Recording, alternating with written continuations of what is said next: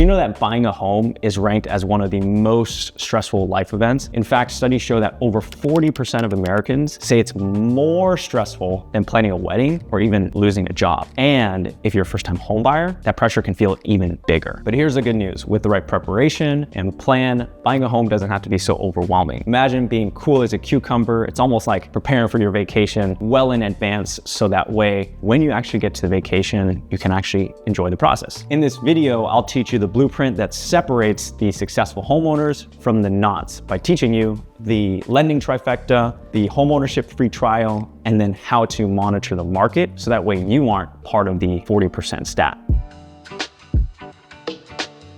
Okay, so here's the lending trifecta: income, credit, and assets, or in simpler terms, money in, money out, money saved. The reason why this is so important to understand is what we want to figure out is what's the actual constraint for our purchasing power. I'll give you an example. If we make a ton of money, have an 800 plus credit score and no debt, but no money saved, if I try to get my credit score from 800 to 820, that's really not going to improve our purchasing power. We really need to focus on the main constraint, which is money saved, and really double click and figure out what's going on there so that way we can improve our purchasing power. So the lending trifecta essentially lays out what things do we focus on. I just wanted to have a real talk. I know some of these topics might be tough to talk about, and sometimes out of mind and out of sight might feel better. Just know that there was actually a study done during the holiday seasons about not gaining weight, and they've actually found that if you just measure your weight every single day, you actually just lost weight. So really the first step is tracking and measuring, then you can improve.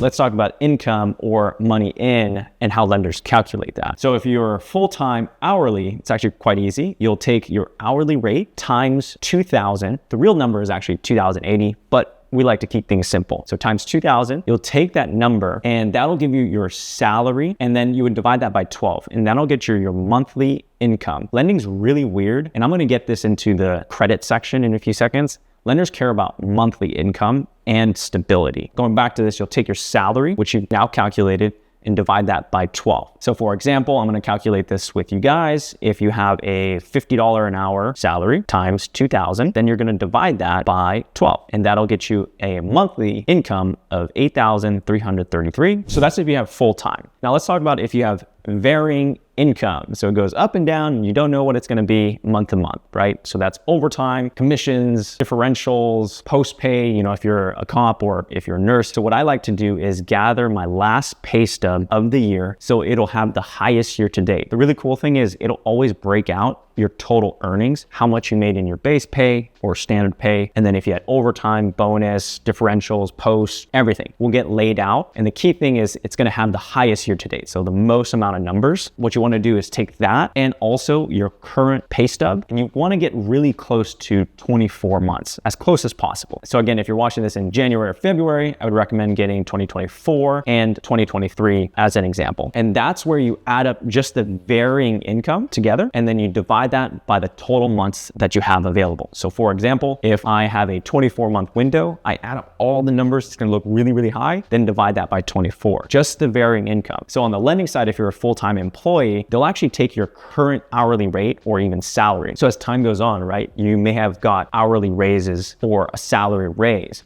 So you can actually use your current highest salary right now, but when it comes to the varying income, that's where you have to average it over, generally speaking, 12 to 24 months. Now let's talk about credit or money out. Let's tackle credit score first, since that's the easiest one. Annualcreditreport.com, that's the official site where you can actually get a credit report for free. And I always recommend try to get 2 bureaus. The reason why is lenders will actually look at the middle score. So what does that mean? So if I have an 800, 700, and then a 650, for some reason, that's a wide range, the lender would actually use the 700 credit score. Now, if you have a spouse and they were at 800, 720, and then 650, you would still use 700 because it's the middle of the lower of the two, if that makes sense. That's why I recommend getting 2 bureaus. Technically, you need 3 when you're purchasing a house, unless it's like a refinance or something like that. But 2 will actually get most of the information. And on top of getting 2 bureaus like Equifax, Experian, or even TransUnion, sometimes 1 bureau will have inaccurate information. So for example, that 800, 700, and 650, when I see a wide range like that, it just tells me that one at 800 100 might be not reporting something, which is why the score is so high. Maybe it's like a late payment, medical collection, or something like that. So actually getting 2 bureaus will allow you to cross-reference the accuracy of each of those credit reports. And again, the 3 credit bureaus are Equifax, Experian, and TransUnion. And if it's too complicated, don't worry, there's gonna be free apps like Credit Karma, Mint. I personally use my Amex account and they have a free credit report as well. Now again, those are gonna be soft reports, so they're not a 100% accurate, but it'll get you most of the information. And again, the key point is to get at least 2 bureaus. So moving on to part 2 of the credit pillar, or money out, let's talk about debts. So there's a few different ways about figuring out your debts. Lenders actually look at your monthly payment. I know it's the weirdest thing in the world where you could literally have a $2 student loan payment, but a $1 million student loan balance. I know that's a crazy example. The lender would actually use $2, which is crazy. So that's something that you want to be super mindful of, is when we're trying to pay off debt, what's the actual constraint, right? When it comes to the trifecta, we want to figure out the constraint. Once we fix that, you know, the world is your oyster. So here's where I recommend listing out the debts, right? So that way you can see your total minimum monthly obligations, and you can actually get that from the credit reports from earlier. Usually that's going to be your car, student loans, personal loans, credit cards. Credit cards, by the way, you're going to use the minimum monthly payment, which you can see on your credit card statement or again on your credit report. And notice I left out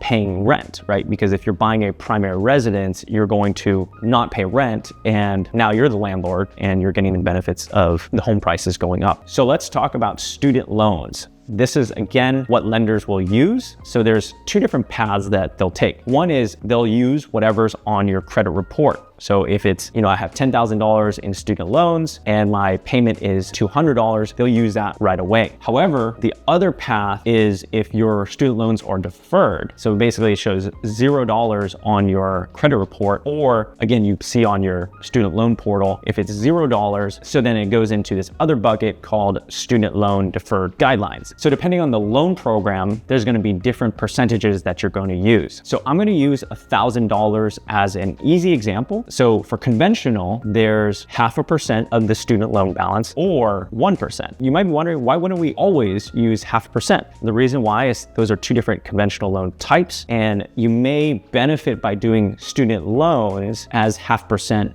but it might hurt you in the other lending trifectas because the conventional types have different guidelines. Then let's move on to FHA. So that's gonna be 0.5% of the student loan balance. And then VA is going to be 5% of the student loan balance divided by 12. I know that's a little weird. So let's start with an example of $1,000 student loan balance, and I'll walk you through conventional, FHA, and VA. So let's take $1,000, and I'm gonna do 1% for conventional because FHA is 0.5% as well, so you'll get the number. So you're gonna do 1,000 times 0.01. $1,000 student loan balance will be about $10, and then $1,000 for FHA times 0.005 will be half of that, or $5. So again, if you have a $7,000 student loan balance, multiply that number by 7. Now for VA, this is gonna be a fun one. $1,000 times 0.05, not 2 zeros, but 1 0. So that's $50 divided by 12 now. So now that is actually $4.16. So for VA, by the way, I normally don't see the student loans being a constraint. So again, if you're planning on using a VA loan, I would recommend maybe focusing your attention on other things to improve your purchasing power. Okay, so let's move on to assets or money saved. Promise this section will be a little easier. So what you're gonna do is actually just count up how much money you have saved up, right? And that's gonna be all your accounts, but I would split it up into non-retirement and retirement. So basically your checking savings, high yield savings, CDs, mutual funds, stocks, etc. I would move that into your non-retirement account, add those total up together, and then your retirement account, like your 401ks, IRAs, 403bs, etc., add that all up together. And then now you have 2 different buckets of money saved up. Then we're gonna figure out our net velocity of savings. Fancy word for how much money do we save per month in real life. So I like to do 3 months or 1 quarter, just so you have enough data. So what I like to do is go to my bank account and write down how much was deposited and then how much was withdrawn. So add add those up for all 3 months, total deposits, and then total withdrawals. So then you're gonna subtract the two, total deposits, total withdrawals, minus each other, and that's gonna get you your net velocity of savings per quarter. You simply just take that number and average that together. That's where you're gonna get the net velocity of savings per month. And so now we can actually use that data point and fast forward 12 months, and it gives you a realistic idea of how much am I gonna have 12 months from now. So again, if you're timing it 12 months from now, or maybe your lease expires.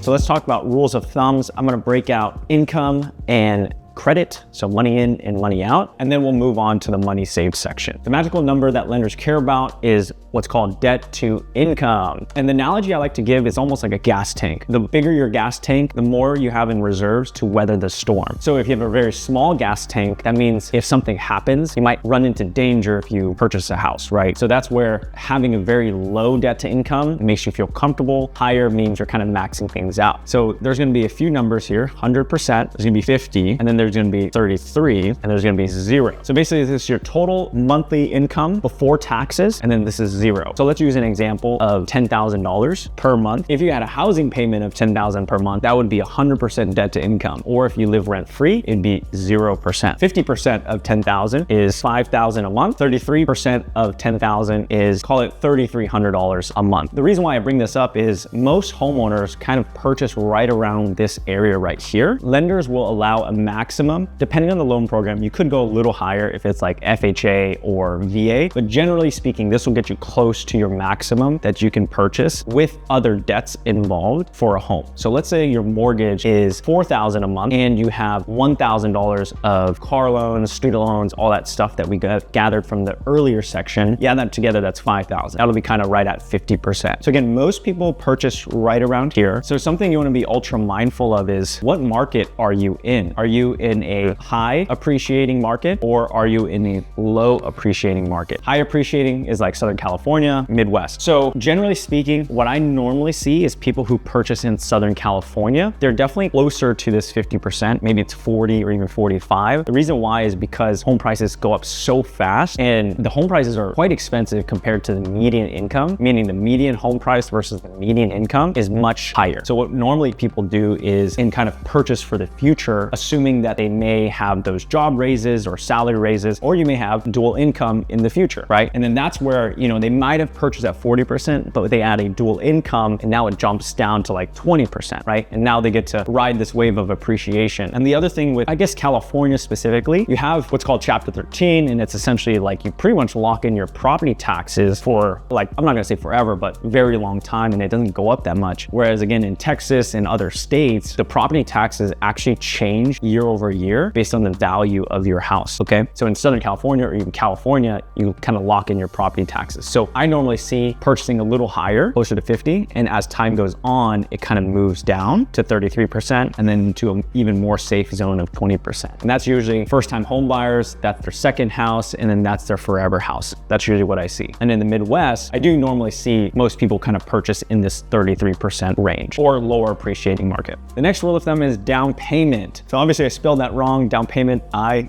ignore that. So I'm gonna go through the different loan programs and their minimum down payment. Obviously if you have more, then that's not really gonna be the constraint. Let's start smallest to highest. So 0% down are for VA loans or USDA. VA loans, think active duty service member or retired from the military. USDA is almost like rural properties. Then there's gonna be 3% down. That's reserved for conventional loan. If you're a first-time home buyer, then there's 3.5%, which is reserved for FHA. Now, hypothetically, if you weren't a first-time home buyer, then you would run into the 5% down rule for conventional. So normally what I see is if you're a first-time home buyer and you're looking for a low down payment strategy, now optimizing for do I do conventional or FHA, that's something you want to really sit down with a mortgage advisor and figure out if I'm buying a condo or townhome and it's FHA approved and my credit score is on the lower end, maybe FHA. But if I have really high credit score and I'm buying like a single family, conventional traditional might make more sense. Now, this is obviously a little too much for this video, but let me know in the comments below if you want me to break down how I recommend these different programs. So I always like to start with a $100,000 example, because that way, if you're buying a $500,000 property, you multiply these numbers by 5, or $200,000 property, you multiply by 2, $1 million, you multiply these numbers by 10. So 0 is 0. There are still closing costs involved, so please be mindful of that. 3% down is 3,000 of 100 grand. So again, multiply that by 10, 5, whatever your purchase price is based on 100,000. 3.5 is 3,500, and then $5,000 there. Again, there's still closing costs involved, but that's where having a strong real estate agent, you may be able to get your closing costs covered, portion of it. It all depends on the market you're in, but this is the minimum down payment that you would be required to bring in. Now, there are down payment assistance and grants that are available for first-time home buyers, or sometimes you don't need to be a first-time home buyer, but for the sake of keeping this video short, we'll just stick with bringing in your own money. But again, there's still down payment assistance and grants available. Okay, so the really cool thing is we combine the lending trifecta from earlier on the other page to get the baseline information, and now we actually apply these filters to really figure out what the constraint is. So I'll walk you through this $10,000 a month example. Just by default, if you're right around this income, 33% of your gross monthly income before tax income, just start with this as a default of $3,300 a month for a mortgage. And the really cool thing is, and we'll go into more detail in the home ownership free trial, but you can figure out, is $3,300 a month? So the thing you can ask yourself is, am I comfortable with that? And some common answers that may pop up is, oh yeah, that's super comfortable. This tells me that there may be more income available, or maybe a salary or a bonus or something that's coming in the future that we're not accounting for, if this is super comfortable. And then also, if $3,300 and you ask yourself, and this is like, whoa, that's way too much. What that tells me constraint wise, it's we need to focus on debt elimination, because this tells me that there's other debts that are adding up into your monthly expenses. And now moving on to the down payment section, which will really be a filter for the third section of the lending trifecta, which is assets or money saved up. These are your rules of thumbs of minimum down payments. If you already have this all saved up plus closing costs, then it's almost like, let's continue to save, but maybe let's focus on the other two sides of the triangle. And again, this is what I call frameworks. So it's almost like quick little shortcuts to efficiently figure out what's the constraint, fix it, and that way you can maximize your purchasing power for when you're ready.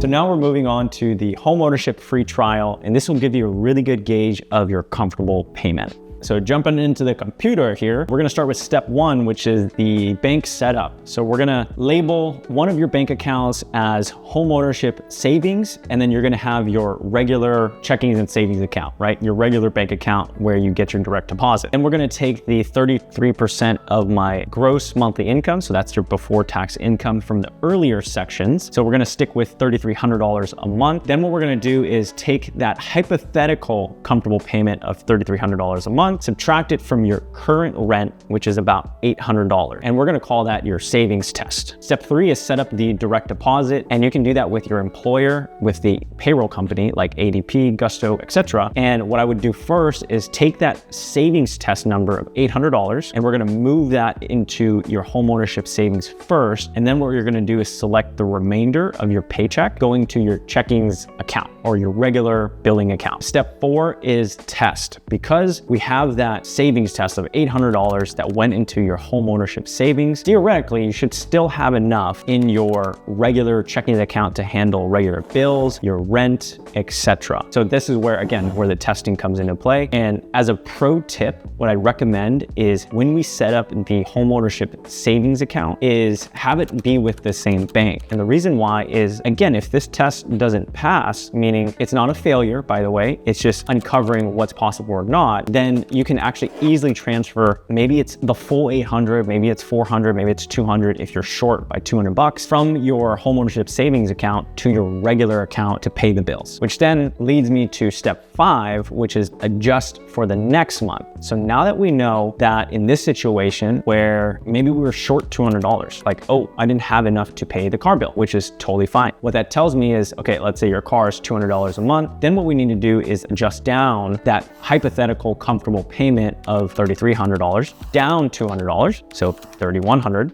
a month, and then we're gonna redo the test again. So at the end of the month, we're gonna ask ourselves, are we comfortable or not based on that hypothetical comfortable payment? Now, hypothetically, if you still had enough money to pay the bills, save up for retirement, or whatever your goals are financially, then that tells me your comfortable payment is good. Now what you can do is increase it up higher if you wanted to, and kind of just keep going until you find that threshold. And that's what I call the homeownership free trial. And the cool thing is, again, if you're not comfortable with the payment, the money's still yours, it's just in a different account. And that's why you just transfer it back to your regular checkings and savings account. And you can test this for free as long as you want and really figure out and dial in your comfortable mortgage payment. Now that we talked about the lending trifecta, the homeownership free trial, you'll notice they all kind of build upon each other. Let's move on to monitor the market. So I'm gonna show you the tactical steps if I were to buy or invest in a different market. So I'm gonna show you 3 ways you can monitor the market with Zillow, Redfin, and with a real estate agent. So first things first, let's type in San Diego or wherever market you are in for sale, price range. So again, this is where you wanna update your price range that you get from your mortgage advisor. Let's do $1 million as an example. $1 million in San Diego is about the median home price. So by the way, kind of a pro tip. Try to stay away from the monthly payment, especially if you're in California. I've noticed Zillow, Redfin, they grossly underestimate the monthly payment because the property taxes that they use are at 0.7%, and that's not accurate of the tax value. So just be mindful of that. In different states, it may be more accurate, but that's why I stick with list price, because the last thing you want to do is monthly payment and be underestimating. And you're like, oh, I can buy $1 million house and my payment's like $3,000. But then the property taxes are completely incorrect and it's really like 6 to 7, right? Depending on the down payment. So that's why I stick with list price. That'll be better, but it all starts with having an accurate price range. So we'll plug that in. Bed, bath, let's do 2 bed, 2 baths, or whatever you guys want. Home type. Okay, so this is where I like to deselect all first, and then I select homes or townhomes or condos. Usually you want to stick away from these 3 unless you're looking for that specifically. And multifamily would be a good one, but I would say if you're looking for multifamily with the same price range, it's going to be not accurate, because more than likely, if you have 2 properties or 2 dwelling units on one property, it's going to be higher priced because you're going to have income to help offset your mortgage, like a duplex, triplex, fourplex, except quadplex, stuff like that. So normally I would set this search, apply, and if you are looking for multifamily, that's where you want to work with your mortgage advisor to have a separate price range. So apply that. Types of homes, we just went over that. And then here you can add in other ones. Sometimes they add accepting backup offers. I mean, you never know. Again, that's something your real estate agent will work with you on. And then you're going to save your search right over here, sign in, etc. And you'll get those automated email alerts. And then that way, every morning you can look what properties are out there, and you can get a sense of, okay, in this price range, we're looking at this home versus that home versus this home. And then as time goes on, let's say you're looking next year, you're gonna have 12 months of exposure to the market, right? Even if you're a first-time home buyer. And in reality, that's gonna make you such a more educated home buyer, because the goal is to figure out what you really want in a home. So that way, when you find it, you can be the most decisive home buyer out there and actually get the home that you want. So you'll notice some competitive markets might be listed and then taken off the market right away. Usually that happens because a homeowner knows exactly what they want, so they put in the offer, right? So that's for Zillow. So now we're on Redfin. So let's type in San Diego, search, boom, for sale. So we want to do price. I think I did 700,000, right? And then to $1 million.